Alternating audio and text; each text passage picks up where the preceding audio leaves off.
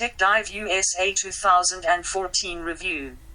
In the vein of Oztech and Eurotech, the USA now has its own tech diving conference, TekDiveUSA. The inaugural event was held the 16th to the 18th of May 2014 at the Covens Conference Center in Miami. The conference was a combination vendor exhibit of all the toys you could possibly want, while tech diving and lecture series covering topics of cave diving, equipment, imaging, rebreathers, safety, technology, wreck diving, physiology, and general interest by the who's who of the tech diving world. The conference was set to kick off Friday night with a meet and greet BBQ.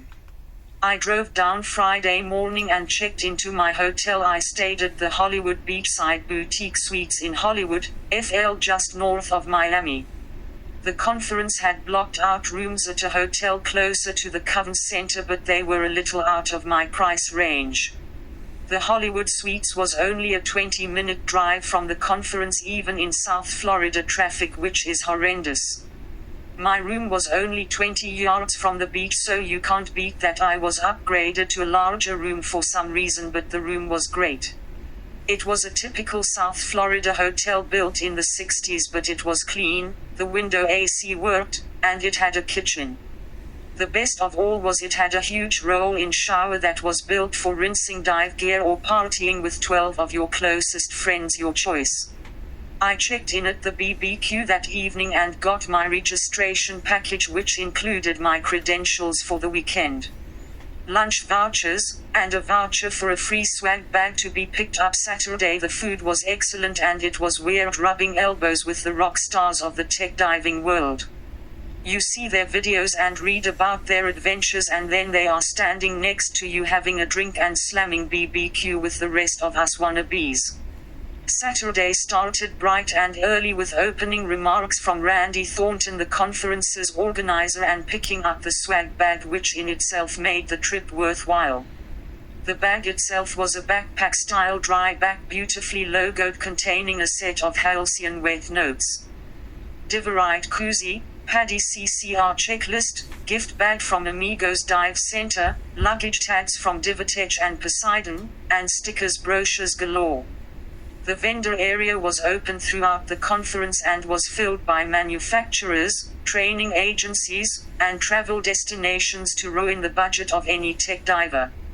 For a complete list of vendors, visit TekDiveUSA.com. The lectures were run in 4 different rooms simultaneously. At times this made life a little difficult in trying to decide which one to attend. The first lecture I attended was a Cave Explorer panel.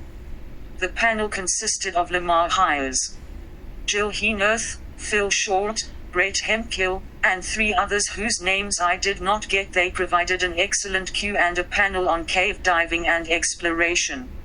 Next, Chris Richardson of Edge Gear gave a very informative talk on how and why we need to raise the bar on diver training.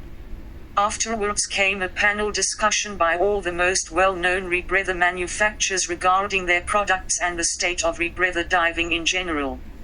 After lunch, Christina Zanato of Anexo gave a fascinating talk on how she was able to connect 2 cave systems in the Bahamas.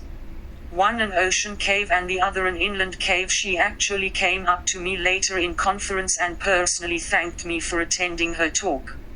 The last talk of the day that I attended was given by Dr. Simon Mitchell on DCS in remote locations. Not only was the lecture very informative, but Dr. Mitchell is probably the coolest, most laid-back physician I have ever met. He is also an excellent public speaker, both probably due to being a New Zealander with a great sense of humor. Saturday closed out with a cocktail party and gala dinner. The cocktail party was enjoyable except for the cash bar, which was more expensive than any bar, club or strip club I have ever been in.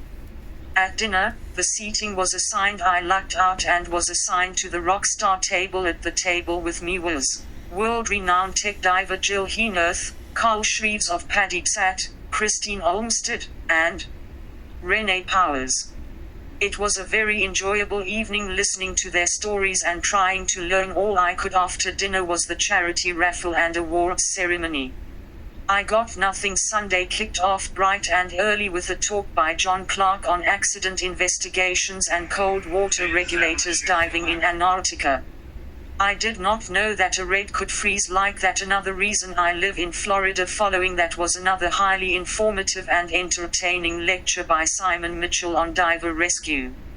Mike Fowler, Jill Heenerth, and Mark Powell presented a panel discussion on getting into rebreathers.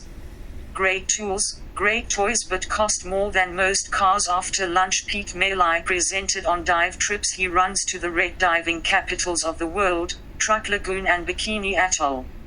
The last presentation of the conference was given by Rick Stanton on cave rescues. These are just the presentations I attended. For every one I attended, there were 3 others that I missed. I'm sure they all were just as informative and entertaining. Overall, the conference was very enjoyable, entertaining, and a huge success. I'm definitely looking forward to TekDiveUSA 2016. The only thing I would like to see added is a tri-dive demo pool so we could play with some of the great toys to aid the buying decision.